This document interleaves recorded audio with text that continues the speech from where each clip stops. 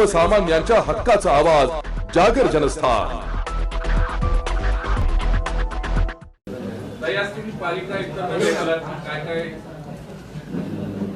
आज मी ह्याची गरज नाही, ऐकू येत आहे ना?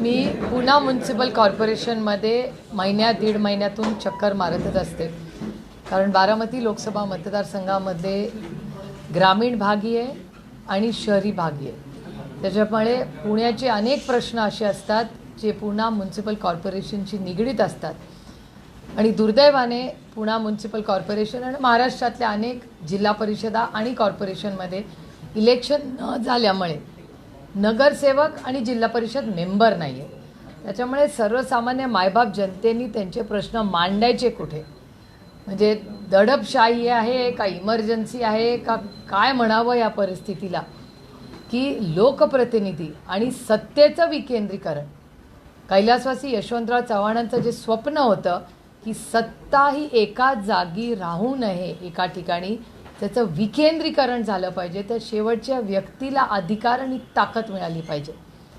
आणि ते काम जे चव्हाण साहेबांनी जी सूचना त्यांनी आम्हाला दिली होती त्या माध्यमातून हे राज्य चालवत होतं। पण दुर्दैवाने आज कितीही म्हणजे अनेक महिने झाले, वर्ष झाली, कोर्टात केस चालली आहे।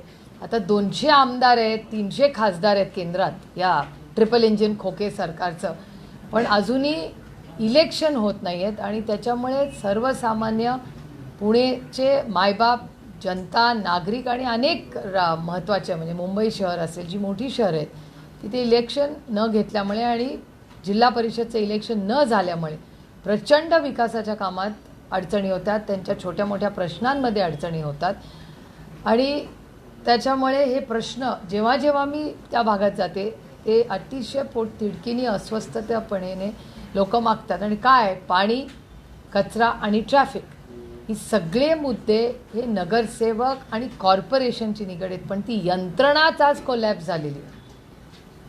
आणि त्याच्यामुळे दर महिना दीड महिन्यातून मी स्वतः कॉर्पोरेशनला जाते आणि पुणेकरांच्या बद्दलचा पाण्याचा विषय, मसूस, माळुंगे, बावधन, भुसारे कॉलनीचा काही भाग आणि मग फुरसुंगी, देवाची उंडरी, तिथे जे जे पाण्याचे प्रश्न, मोठी आव्हानं आहेत, अनेक ठिकाणी टँकर्स आहेत आणि प्रचंड लोकांमध्ये अस्वस्थता आहे की आम्ही टॅक्स भरतो, मग आम्हाला या मूलभूत सुविधा का मिळत नाही, याची एक सविस्तर चर्चा कॉर्पोरेशनमध्ये झाली। काही व्हिजिटची पुढच्या 15 दिवसात, महिन्याभरात मागेही केल्या होत्या, त्या पुन्हा ती सायकल आम्ही कॉर्पोरेशनच्या अधिकाऱ्यांबरोबर सुरू करणार आहोत, कारण नगरसेवक नाही आहेत।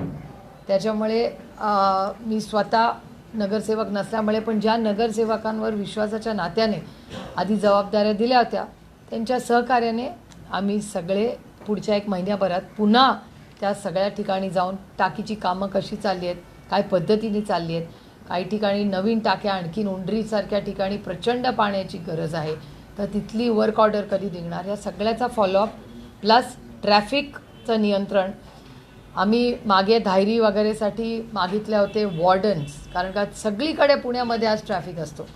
कॉर्पोरेशनचं म्हणणे आम्ही वॉर्डन्स दिलेत, पण कॉर्पोरेशनचे वॉर्डन आणि पोलीस यंत्रणा ह्यांच्यामध्ये जो डायलॉग असला पाहिजे तो होत नाही आहे। त्यांचं म्हणणं आहे की वॉर्डनचं कोणी ऐकत नाही, त्याच्यामुळे ते जे नातं आहे पोलीस आणि कॉर्पोरेशनचे वॉर्डन, ट्रॅफिक पोलीस, त्याच्यातली गॅप कमी करण्यासाठी आम्ही काही सूचना दिल्या आहेत। माझा विश्वास आहे त्याच्यावरही ते काही निर्णय घेतील। आणि कचऱ्याचा प्रश्न अतिशय गंभीर आहे, अनेक ठिकाणी कचरा उचलला जात नाही आहे। धायरीसारख्या ठिकाणी कालच, आज सचिन दोडके आणि मी आम्ही दोघंही वारज्यामध्ये फिरत होतो, सायली होती आणि आम्ही सगळे फिरत असताना अनेक ठिकाणी कचरा वेळेवर उचलत जात नाही, ट्रॅफिकचा प्रश्न आहे। पाणी म्हणजे काल पॉप्युलर नगरमध्ये जिथे आम्ही अतिशय सचिन दोडकेंच्या प्रयत्नातून अतिशय सुंदर टाकी वेळेवर झालेली आहे, पण त्या टाकीला सोर्समधूनच वेळेवर पाणी नाही आलं तर डिस्ट्रीब्युशनला सारखं ब्लेम करू शकत नाही ना आपण। त्यामुळे अशा काही गॅप्स ज्या येत आहेत त्याचा पाठपुरावा करण्यासाठी आम्ही सगळे कॉर्पोरेशनमध्ये गेलो होतो। तुम्ही सातत्याने आयुक्तांना भेटता, पण प्रश्न हे मार्गी लागताना दिसत नाहीये, तर पालकमंत्रींना सुद्धा तुम्ही पत्र दिलेलं होतं, त्यावरही काय झालेलं नाहीये। पालकमंत्री असं म्हणतात की पाण्याची कमतरता आता जाणवत नाही, आम्ही नंतर बैठक घेणार आहोत। माझी माननीय मुख्यमंत्री, माननीय DCM 1 आणि माननीय DCM 2 या दोघांना मी गेले 2 महिने या गोष्टीचा पाठपुरावा करतोय. तुम्ही सगळे पत्रकार जे आज उपस्थित आहात, तुम्ही पुणेकरच आहात. मी पुण्यात राहते, आपण सगळेच पुण्यात राहतो. आपल्याला सगळ्यांनाच ही गोष्टी फील्डवरून, मला तुम्ही फील्डवर असता, मी असते, कुठल्याही सोसायटीत गेलं की पहिलं सांगतं की पाण्याचं प्रेशर कमी झालं. ही एक कंप्लेंट सगळीकडून यायला लागली आता आणि ती चिंताजनक आहे. कारण का आपण जानेवारीमध्ये आहोत, अजून 6 महिने. कॉर्पोरेशन म्हणतं की आमच्याकडे पाणी आहे. इरिगेशन खात्याकडे मी 1 महिन्यापूर्वी का 3 आठवड्यापूर्वीच गेले होते आणि ग्रामीण भागाला शेतीचं पाणी, पिण्याचं पाणी, गुरांचं पाणी इथे कमतरता दिसते. अनेक धरणं आहेत. मी परवा भाटघर धरणावर गेले होते. त्याच्या आधी बाकीची आपली जी धरणं आहेत त्याची काय परिस्थिती आहे, मग आज उजनीची काय परिस्थिती आहे. त्याच्यामुळे उजनीचा सगळा लोड आपल्यावर नाही आहे, पण शेजारच्या जिल्ह्यांवर तर आहेतच ना, ते तिथेच पाणी सप्लाय होतं. त्यामुळे आवर्तन शेतीसाठी येणं, पिण्यासाठी येणं, गुरांसाठी येणं, ग्रामीण भागासाठी आणि शहरामध्ये ज्या पद्धतीने ग्रोथ होते आहे, ज्या पद्धतीने नवीन बिल्डिंग्स होत आहेत, म्हणजे तुम्ही आता जो विषय काढला आहे फील्डवर्कचा असतं, मी मागच्या एक 10 दिवसापूर्वी आम्ही सातारा रोडला गेले होते. आता सातारा रोडच्या सगळ्या बिल्डिंग्सची इच्छा आहे तिथे 100% रिडेव्हलपमेंट व्हावं. आता तुम्ही विचार करा, आपण सगळे सातारा रोडली जातो, आहे तोच ट्रॅफिक, पाणी आणि कचऱ्याचा तिथे प्रॉब्लेम आहे. तिथे रिडेव्हलपमेंट झाली तर ह्याचं कोणी प्लॅनिंग केलं आहे का? म्हणजे किती पाणी लागणार आहे, किती कचरा आहे, मग तर कचऱ्याची विल्हेवाट कुठे लावणार, ट्रॅफिक सोल्युशन्स काय. गेल्या 5 वर्षामध्ये मला वाटतं या ट्रिपल इंजिनच्या सरकार आणि त्याचा मेन घटक म्हणजे भारतीय जनता पार्टी, 5 वर्ष त्यांचं पुण्यात राज्य आहे. 24/7 पाणी देऊ हे त्यांनी त्यांच्या मॅनिफेस्टोमध्ये लिहिलेलं. 24/7 पाणी आहे का पुण्यात? तर नाही. मीही या शहरात राहते. मी फक्त त्यांच्यावर आरोप करायला बसलेले नाही आहे, पण आज नागरिकांचे प्रश्न आहेत ना, कुठेतरी राजकारण बाजूला ठेवून या प्रश्नांसाठी आम्ही बसलं पाहिजे ना आणि मार्ग काढला पाहिजे. यावर्षी पाऊस चांगला झालेला नाही आहे, त्याच्यामुळे ह्याच्यासाठी प्रशासन, माननीय मुख्यमंत्री आणि DCM 1 आणि DCM 2, माझी यांना विनम्र विनंती आहे पुन्हा पुन्हा की या पाण्याचा प्रश्न कृपा करून लाईटली घेऊ नका. त्याच्यासाठी मीटिंग घ्या आणि आपण सगळे मिळून त्याच्यातून मार्ग काढू. सगळ्या MLAंना बोलवा, आमदारांना बोलवा, खासदारांना बोलवा, एक चर्चा करू आपण पाण्याच्या नियोजनाची. पण आज ग्रामीण भागातही अडचण आहे आणि पुणे शहरातही ते प्रेशर जाणवायला लागलं. शासन आपल्या गाडीच्या बाबतीमध्ये काल तुम्ही ऑडिटची मागणी केली होती, पण CM त्याला रिस्पॉन्ड करताना म्हणतात की जनताच ऑडिट करेल. हो, मान्य आहे. माननीय, हे बघा, ही लोकशाही आहे.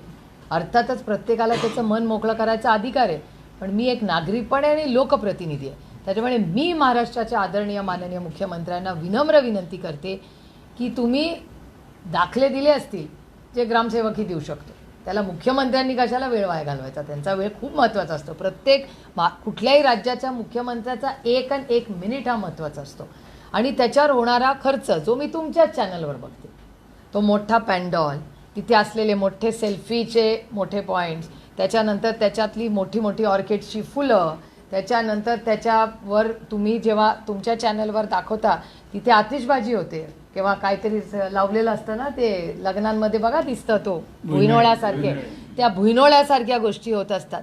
आता सरकारमध्ये भुईनोळे हे काय साजरं करताय तुम्ही? इथे कांद्याला भाव नाही आहे, दुधाला भाव नाही आहे. शहरात आणि ग्रामीण भागात पाऊस चांगला न झालेल्यामुळे हे भुईनोळे काय सेलिब्रेट करताय तुम्ही? गरिबाची चेष्टा करताय.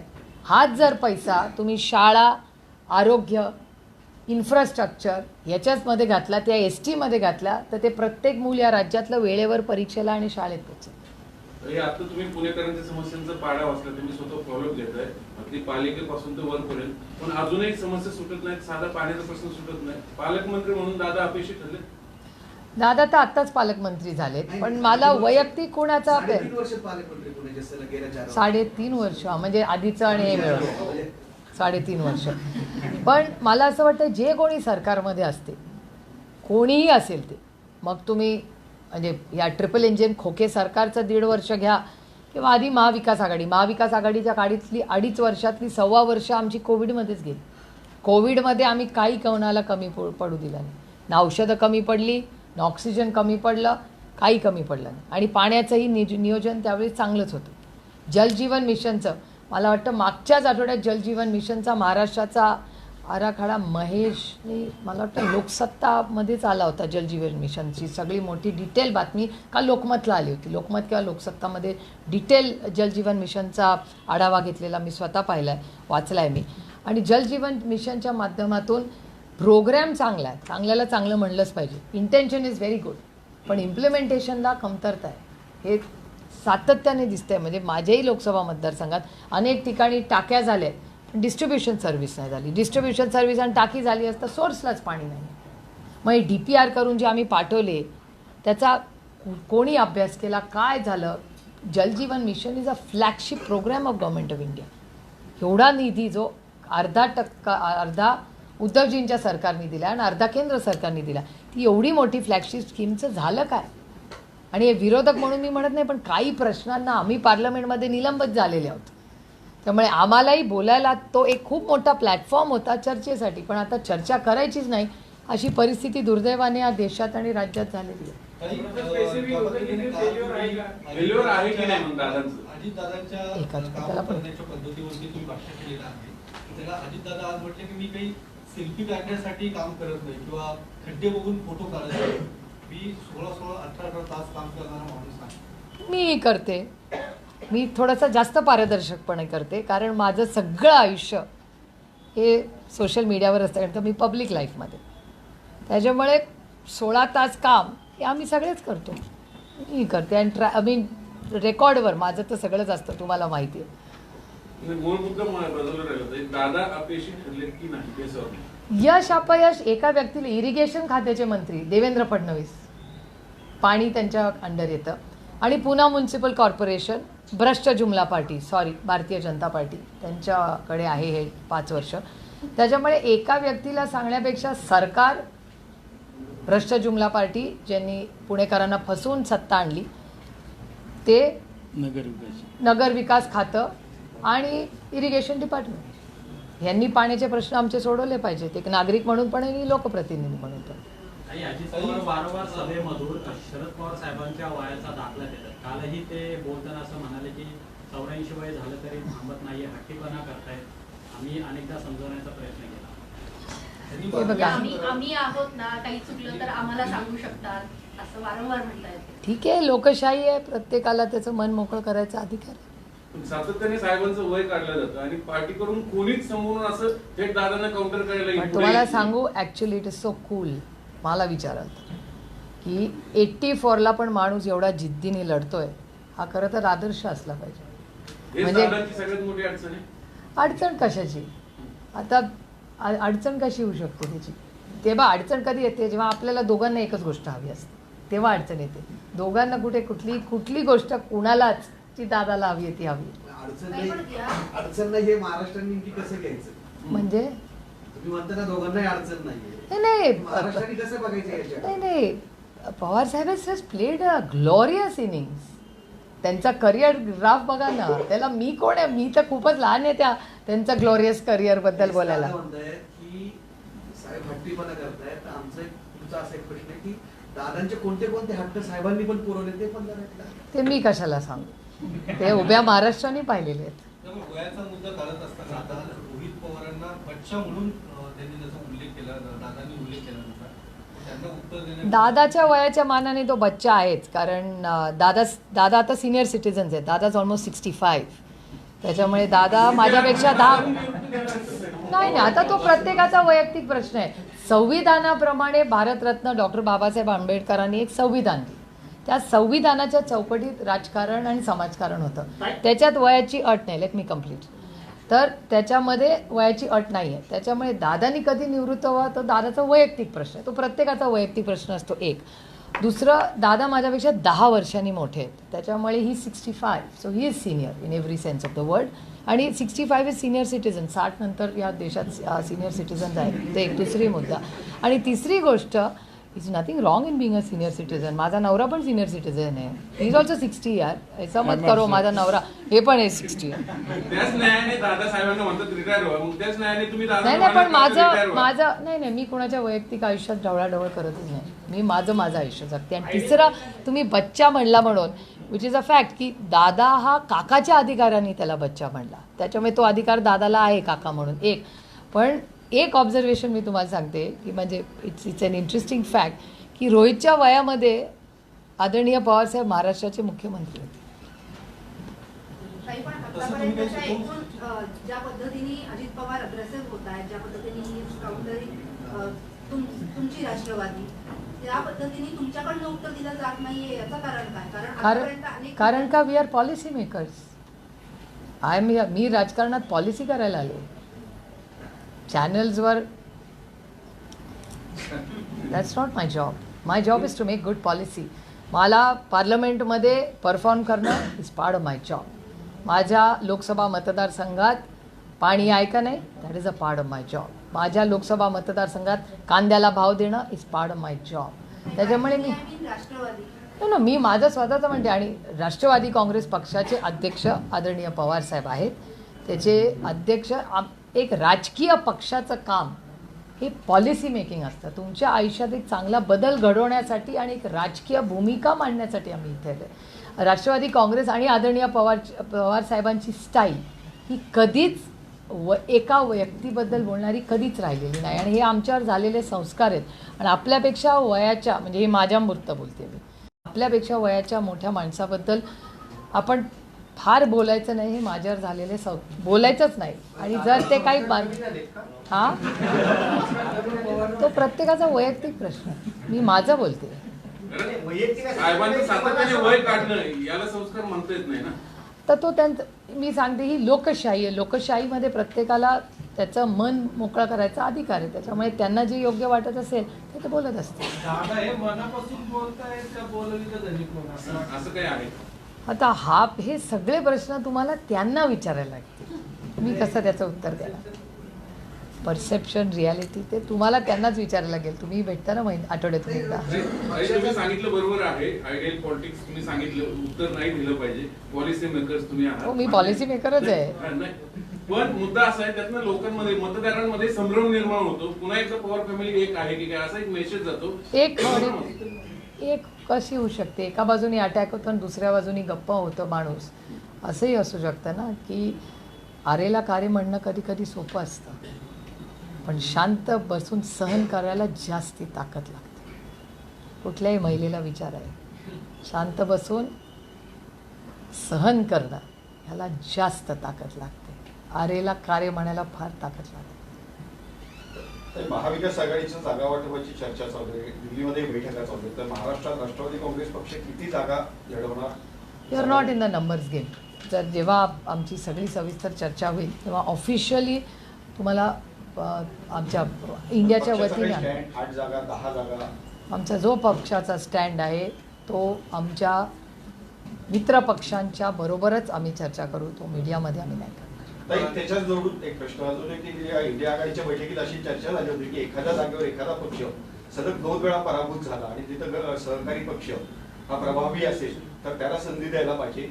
या न्यायाने आपण पुढे लोकसभेची जागा क्लेम करणार.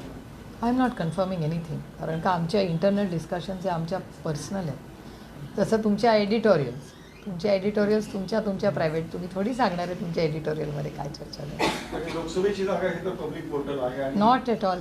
आमचं अलायन्सचं discussion is not on public portal. पण राष्ट्रवादीची तयारी आहे का पुण्याची जागा लढवायची? बघूया ना. राष्ट्रवादी काँग्रेस पक्ष इज अ टीम प्लेअर. त्याच्यामुळे we are a very good team player. आणि आम्हाला आघाड्यांमध्ये कसं काम करायचं याचा प्रगल्भ उत्तम अनुभव आहे. आणि we have delivered superior results. आरेला कार्य करणं सोपं असतं. संयमाला अधिक ताकद लागते, ते लागते. आणि बरोबर आहे. तुम्ही तोच संयम अजित पवारांबाबत दाखवता, मात्र तोच संयम टीका करताना देवेंद्र फडणवीसांना स्क्वेअर नाही करत. मी देवेंद्रजींबद्दल वैयक्तिक कधीच बोलत नाही. नेव्हर. मी पॉलिसीवर बोलते. वैयक्तिक मी कधी त्यांच्यावर टीका केली? मी गृह मंत्रालयाबद्दल बोलते. भारतीय जनता पक्षाच्या भ्रष्टाचाराबद्दल बोलते. मी वैयक्तिक कुणाबद्दल बोलत नाही. आमचे सगळे सहकारी तेच विचारतात की पुण्याचे पालकमंत्री 3.5 वर्ष पुण्यात यशस्वी ठरलेत का अयशस्वी ठरलेत, याबद्दलचं तुमचं मत काय? तेवढंच विचारतात, बाकी काही नाही. त्याच्यात इतके अनेक बदल झालेले आहेत कन्सिस्टंटली, म्हणजे वर्गही बदललेले आहेत. पण अर्थातच आज पालकमंत्री म्हणून 3 पालकमंत्री गेल्या 3 वर्षात होऊन गेले आणि आमच्या पत्रात अजून तरी काहीच पडलेलं नाही. आणि त्याला कॉर्पोरेशनमध्ये भ्रष्ट जुमला पार्टीची सत्ता आहे आणि माझा आज जे चर्चा चालली आहे ती भ्रष्ट जुमला पार्टीची चाललेली. किंवा इरिगेशन खातं, आत्ता इरिगेशन खात्याचा ह्या वर्षीचा माझा प्रॉब्लेम आहे. त्याचे मंत्री देवेंद्र फडणवीस आहेत, अनफॉर्च्युनेटली किंवा फॉर्च्युनेटली. मागच्या वर्षी मला एवढा पाण्याचा प्रॉब्लेम, त्याच्या मागच्या वर्षी नव्हता. कोविडच्या काळात तर पाण्याचा प्रॉब्लेमच नव्हता. त्याच्यानंतर आत्ता गेल्या 1 वर्षामध्ये इरिगेशन खातं ज्या पद्धतीने पाण्याची आणि कमी झालेला पाऊस. पुण्याच्या पाण्याचा प्रश्न अंकुश अण्णा मेयर जेव्हापासून आहे तो आज ताब्यात कंटिन्यू येतो. कारण पुण्याच्या पाण्याचा प्रश्न हा कितपत गंभीर, पुण्याला नेतृत्व आहे की नाही हा प्रश्न जास्त गंभीर आहे. नाही, आज मला विचारा, जे नेतृत्व करतात त्या नेतृत्वाबद्दल आम्ही प्रश्न विचारतो. नाही, आज या राज्यात नेतृत्व राहिलं नाही का हा प्रश्न आहे. तुम्ही पुण्याचं काय विचारता? पुरा महाराष्ट्र दिल्लीवरनं चालतो असा data speaks for it self आहे. मी म्हणत नाही डेटा वाईज, मी कधी खोटे आरोप करत नाही. आणि या देशामध्ये नेतृत्व मोठं व्हावं असं मला नाही वाटत कुणाला वाटतं. कारण का जी मोठी नेतृत्व चांगल्या मार्काने पास झाली, जास्तीत जास्त आमदार निवले अशा कुठल्या राज्यामधला कुठला नेता तुम्हाला दिसतोय? मध्य प्रदेश बघा, राजस्थान बघा, महाराष्ट्र बघा. कुठल्या पक्षात? भारतीय जनता पक्ष जिथे जिथे सत्तेत आहे तिथे कुठल्या नेत्याला किंवा मित्र पक्षाला, जे मित्र पक्षाचे होते त्यांनाही घालवलं ते. उद्या यांचं हेच होणार ते नाही मला माहिती. आता मी काय भविष्यवाणी सांगत नाही. केंद्र सरकारनं 350 प्रश्नांची उपस्थित केली तर उत्तरच दिलेलं नाही. केंद्र सरकार हे अनेक प्रश्नांची उत्तरं देतच नाहीत. अनेक वेळा पार्लमेंटमध्ये जेव्हा प्रश्न येतात तेव्हा प्रश्न एक असतो, उत्तर भलतंच असतं अनेक वेळा. आणि RTI राईट टू इन्फॉर्मेशन हे कशासाठी आणलं की लोकांना पारदर्शकपणे कळलं पाहिजे. जेव्हा ते सेल्फीज आणले रेल्वेमध्ये ते लावले तेव्हा ज्या अधिकाऱ्यांनी ती माहिती दिली त्याची बदली करावी. मग काँग्रेस आणि राष्ट्रवादीचं सरकार होतं तेव्हा आम्ही जास्त पारदर्शकपणे काम केलं. आता ह्यांना अशी काय गोष्ट लपवायची आहे? माझा अनुभव सांगते. मी दिल्लीमध्ये ते एक ऑर्डर काढली होती की प्रत्येक युनिव्हर्सिटीमध्ये माननीय प्रधानमंत्र्यांचा एक सेल्फी पॉईंट करावा. माझं म्हणणं आहे पक्षाने करावं, सरकारने हे मी पहिल्यांदाच पाहिलं. आणि त्याच्यामुळे जेव्हा त्याच्याबद्दल मी त्या मंत्र्यांना विचारलं, मंत्री म्हणले असं ऑर्डरच आली नाही. माझ्याकडे GR होता. म्हणजे minister of state human resource डेव्हलपमेंटला माहिती पण नाही कुठला GR आलाय. तुम्ही म्हटलं आता पाण्याचा प्रश्न आता आहे, पाऊस नाही झाला, कमी झालाय. हा कमी झाला.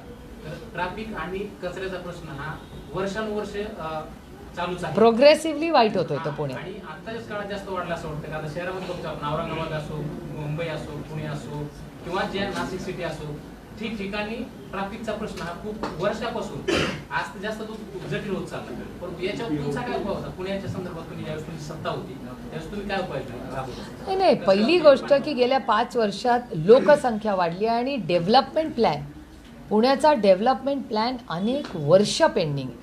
तो तातडीने झाला पाहिजे ह्याची मागणी मी अनेक वेळा केली की DP जोपर्यंत होत नाही तोपर्यंत किती गोष्टी अडकल्या आहेत. त्यामुळे DP हा झालाच पाहिजे लवकर. शिवसेनेची 10 तारखेला निकाल लागतोय अपात्रतेचा, काय अपेक्षा आहेत? तुमच्या मित्रपक्षाला न्याय मिळेल? हां, मित्रपक्षाला न्याय मिळालाच पाहिजे कारण मेरिटवर आहे. 10 शेड्यूल प्रमाणे केंद्र, तुम्हाला माहिती आहे सुप्रीम कोर्टाचं रुलिंग काय आलेलं की पक्ष मोठा इलेक्टेड मेंबर्स नाही असा निर्णय माननीय सुप्रीम कोर्टानेच दिलेला आहे. त्याच्यामुळे त्याप्रमाणे जर झालं तर मला वाटतं नक्की न्याय मिळेलच. गडकरींनी सांगितलंय की पुढची निवडणूक आम्ही घड्याळाच्या चिन्हावरच लढू, तर तुमचं त्या बाबतीत चिन्हाच्या संदर्भात काय म्हणतो? हे इलेक्शन कमिशनला माहिती असेल आणि माझ्याकडे कोणी अदृश्य शक्ती नाही आहे बाबा. मी मेरिटवर पास होणारी, पारदर्शकपणे काम करणारी एक व्यक्ती आहे. त्यामुळे माझ्याकडे कोण अदृश्य शक्ती येऊन माझ्या कानात काही सांगत नाही की असं होणार आहे किंवा तसं होणार आहे. आणि माझा इलेक्शन कमिशन आणि कोर्टावर पूर्ण विश्वास आहे की आम्हाला न्याय मिळेल. ताई, पुण्याची लोकसभेची जी निवडणूक आहे ती होणार नाहीये असं सुप्रीम कोर्टच्या आजच्या निर्णयाने आता होईलच ना 1 महिना. आता 1 महिन्यानीच हे लागेल आचारसंहिता. नाही, पण आता झालं ना, आता 1 महिन्यानी लोकसभाच लागते देशाची. बारामती लोकसभा मतदारसंघ जिंकण्यासाठी भाजपने जोरदार मोर्चेबांधणी केली. आता अजितदादा पण आपल्या पक्षातून बाहेर गेलेले आहेत. गेल्या वेळेपेक्षा या वेळेसचं चॅलेंज तुम्ही कसं पाहता? आयुष्यात एक चॅलेंज असतं आणि कॉपी करून कुणाला पास व्हायचं आहे. मेरिटवर पास होण्यात जास्ती मजा असते ना. एनसीपी शिवसेनेच्या निकालावरती एनसीपीचं भवितव्य पण अवलंबून आहे. तुम्ही म्हणता इलेक्शन कमिशन आणि त्यांच्यावरती विश्वास आहे, पण तरी सुद्धा भवितव्य नाही आमचं त्याच्यावर. तुमची पण आमचं भवितव्य नाही त्याच्यावर, पक्षाचं भवितव्य नाही. आमचे जे निवडून आलेले लोकप्रतिनिधी आहेत त्यांच्यावर, म्हणजे मी स्वतः पण आहे ना त्याच्यात. जसं मला निलंबन झालं, जसं आम्हाला निलंबन झालं, तसं काही आमच्या आमदारांवर डिस्क्वालिफिकेशनही त्यांनी केलेलं आहे. मग हा निर्णय आल्यावर बघू काय होतं. पण जर शिवसेनेचा निर्णय शिंदे गटाच्या बाजूने विधानसभा अध्यक्षांचा निर्णय शिंदे गटाच्या बाजूने गेला तर कोर्ट बॅटल हे इनेव्हिटेबल असेल. हो, अर्थातच. राष्ट्रवादीची पण अशी तयारी आहे का? कारण राष्ट्रवादीच्या सुनावणीचं पण शेड्यूल अध्यक्षांकडे लागले. राष्ट्रवादी काँग्रेस पक्ष 24/7 365 डेज हा इलेक्शनसाठी तयार असतो. आम्ही एक राजकीय पक्ष आहोत एक. आणि आता गेल्या 6 महिन्या वर्षभरामध्ये, 6 महिने नाही किती 6-7 महिन्यामध्ये आता आम्ही थोडंसं आम्हाला लिगल नॉलेज पण कळायला लागले, त्याच्यामुळे आमचे स्किल्स वाढायला लागले. लीगल बॅटलसाठी तुम्ही तयार आहात? आणि let's wait for the result ना. रिझल्ट मी पास होणार का, पहिली येणार का, IIT मध्ये ॲडमिशन मिळणार का, IIM मिळणार, रिझल्ट तो आणि तो फिर कॉलेज डिसाईड करेल. अदृश्य शक्तीची भीती आहे का तुम्हाला? शंका मला भीती नाही वाटत अदृश्य शक्तीची, प्लीज. मला अदृश्य शक्तीची भीती वाटत नाही. काल देवेंद्र फडणवीस म्हटलं की जेवढी काळजी तुम्ही त्यांची करता त्याची 10% जरी काळजी शरद पवार साहेबांनी केली असती तर आज चित्र वेगळं राहिलं असतं. ठीक आहे, त्यांचं मत आहे, लोकशाही आहे. काय नेमकं मला काय माहिती, त्यांना विचारा. देवेंद्रजी काय बोलले याच्यावर मी कसं सांगणार ते त्यांचा. थेट प्रश्न आहे. ताई, दादांना एवढं का डिफेंड करतात? काय दादा एवढे विरोध काय डिफेंड करतात त्याला? काय सारवा करता तुम्ही? दादा थेट आक्रमकपणे तुमच्या पक्षावर टीका करतात, साहेबांवर टीका करतात. बोलायला अशी अपेक्षा आहे. आणि ते शोलेच्या डायलॉग सारखं होतंय. बहिणीची एवढी वेळी माया की आता राजकीय अस्तित्व धोक्यात आलंय. कुणाचं? स्वाभाविक आहे ना, उद्या बारामती इलेक्शनला काय होणार? तुम्ही ते दादांना का डिफेंड करतात तेवढं तर. मी एकतर माझा स्वभावच अग्रेसिव्ह बाय नेचर नाही. तुम्ही मला 15 वर्ष बघताय. माझा स्वभाव आरेला कार्यवाला नाहीच आहे. कारण का, मी राजकारणात आरेला करायला आलेच नाही. तर असते ना आरेला कार्य, तर मी दुसरं काम केलं असतं जे माझ्या संस्कृतीत बसत नाही. ज्या घटना होतात ना तुमच्याकडे कोयता गँगवर, तसले उद्योग करत बसले असते. तसल्याला आर्य कार्याला मी करत नाही. मी एक कैलासवासी यशवंतराव चव्हाणांच्या संस्कृतीत वाढलेली सामाजिक कार्यकर्ती आहे. माझ्यावर भारतीय मराठी संस्कार झालेले आहेत आणि मी राजकारणात तुमच्या आयुष्यात एक चांगला बदल घडवण्यासाठी आलेले, एक पॉलिसी मेकर म्हणून मी आलेले. माझा पार्लमेंटमध्ये देशात पहिला नंबर येतो तुमच्या सगळ्यांच्या आशीर्वादाने. याचं कारण my core competence is policy making. पण पार्लमेंटमध्ये तुमचा जो फायरिनेस दिसतो तो इतर वेळी बोलतो. मी फायरी नसते अजिबात. उलट मला BJP कॉम्प्लिमेंट करतं की हाऊ वेल यू स्पीक. आणि माझ्यापेक्षा जास्त माझं कौतुक भ्रष्ट जुमला भारतीय जनता पक्ष करतं आणि त्यांचे प्रत्येक मंत्री माझं नाव त्यांच्या रिप्लायमध्ये घेतात. I am going bye data. हा भारतीय जनता पक्षाच्या मंत्र्यांचा मनाचा मोठेपणा आहे आणि मी आभारी आहे त्याच्याबद्दल. आणि ह्याला पार्लमेंटरी डेमोक्रेसी म्हणतात. पार्लमेंटरी डेमोक्रेसीमध्ये जेव्हा आम्ही कैलासवासी यशवंतराव चव्हाणांचं नाव घेतो, त्याच्यात चव्हाण साहेबांचं नाव घेतलं म्हणजे पहिला सुसंस्कृतपणाच येतो त्याच्यात. शहरातल्या प्रश्नांवर विकास आराखडा व्हायला पाहिजे वगैरे हे मागणी करताय, पण विकास आराखड्यामधली खेळांच्या मैदानासारखी आरक्षण उठवली जातात. नाही, आय एग्री विथ यू. दुर्दैव आहे. कात्रज डेअरीच्या जागेत जे आरक्षण आहे ते उठवलं जात आहे. ऑलरेडी DPR मध्ये मंजूर आहे. आता उठवलं, शेतकऱ्यांचा प्रश्न म्हणून उठवलं तरी पर्यायी मैदानाची तिथे कुठेही जागा नाही. अशा परिस्थितीमध्ये आपला मतदारसंघ म्हणून आपली मी ऑलरेडी ह्याच्या बाबतीत पत्र लिहिलेलं आहे. आज माझं सकाळी विक्रम कुमारांची ह्याच्याबद्दल बोलणंही झालेलं आहे. आणि मोकळ्या जागा, क्रीडांगणं, लोकांना वॉकसाठी जाण्या, मोकळा श्वास घेण्यासाठी जागा तर ठेवल्या पाहिजेत आपण. त्या कॉन्क्रीट जंगलमध्ये आपण जर राहिलो, आज तुम्ही हे जे बदल बघताय ना, पाऊस कमी होत आहे, पाऊस कधीही पडतोय, ह्या सगळे जे इम्पॅक्ट्स आहेत ते कशामुळे? क्लायमेट चेंजमुळे आहे. कॉन्क्रीट जंगलं करतोय आपण, झाडं कमी होत आहेत. त्यामुळे ह्या सगळ्या गोष्टींमध्ये फार सिरियसली काम करणं गरजेचं आहे. आणि त्याच्यासाठी पॉलिसी मेकिंग पार्लमेंटमध्ये होणारे निर्णय चर्चा, असेंब्लीमध्ये होणारे निर्णय चर्चा हे अतिमहत्त्वाचे आहेत आणि त्याच्यावर चर्चा झाली पाहिजे. मी ऑलरेडी पत्र लिहिलेलं आहे की आम्हाला क्रीडांगणाची जागा पाहिजे. हे मी ऑलरेडी कॉर्पोरेशनला पत्र लिहिलं. मला कुठल्याही मंदिरात जायला कुणाचंही निमंत्रण लागत नाही. हो ना, जाऊया ना, पूर्ण तू दे सगळं काम, जाऊ ना. रुपालीताई चाकणकरांनी तुमच्यावर आरोप केला, म्हणजे अमोल कोल्हेकरांनी तुमच्यावर, की दादांच्या जीवावर किंवा दादांच्या कामगिरीच्या जोरावर ताईला लोकसभेच्या मतदारसंघामध्ये किंवा बारामतीने लक्ष द्यायची गरज लागत नव्हती. आता ताईला 10 मध्ये तळ ठोकून राहावं लागेल, तर कितपत सत्य? ही लोकशाही आहे, प्रत्येकाला बोलायचा अधिकार आहे. हो, असं काय आमच्याकडून लोकशाही आहे? दडपशाही दिल्लीवाले करतात, आम्ही नाही करत. लोकशाही आहे. प्रकाश आंबेडकरांच्या बाबतीत काय, कारण की अकोल्यातून त्यांनी लढावं अशा पद्धतीने महाविकास आघाडीकडून आग्रह केला जातोय. मात्र त्याला ते म्हटले की मी कुठूनही लढणार, पुण्यातनं, मुंबईतनं, अकोल्यातनं. पहिल्यांदा जागा वाटपाचा जो काही किडा आहे तो निश्चित करा. प्रकाशजी हे महाराष्ट्राचे नाही, भारताचे वरिष्ठ नेते आहेत. प्रकाशजी आणि आम्ही एकत्र काम करावं अशी आमची इच्छाही आहे. त्यांचं मार्गदर्शन आणि पार्लमेंटमध्ये ते निवडून आले तर भारताच्या पॉलिसी मेकिंग आणि पार्लमेंटमधला जो डिबेट आहे तो आणखीन उंचावेल. त्याच्यामुळे त्यांनी निवडून यावंच आणि इंडियातर्फे आले तर आम्हाला सगळ्यात जास्त आनंद होईल.